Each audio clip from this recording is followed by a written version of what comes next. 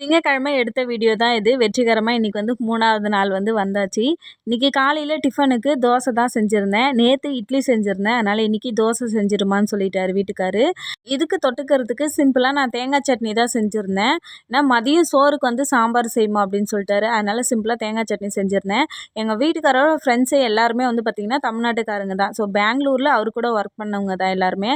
அதனால கண்டிப்பா தக்காளி சட்னி சாப்பிடுவாங்கன்னு சொல்லிட்டு நான் அப்படியே தக்காளி தொக்கா வந்து ரெடி பண்ணிட்டேன்.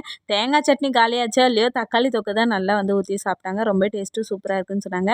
மதியத்துக்கு இன்னொரு சைடு வந்து பார்த்திங்கன்னா சோறு ரெடி பண்ணிட்டேன். கேரளா அரிசி வந்து போடலை. அதுக்கு பதிலாக நெய்ச்சோறு அரிசி தான் சேர்த்து தான் வந்து சோறு செஞ்சுருந்தேன். குண்டாக இருக்கிறதால அவங்க சாப்பிட மாட்டாங்களோன்னு ஒரு டவுட் இருந்தது. அதனால் இந்த மாதிரி செஞ்சுருந்தேன்.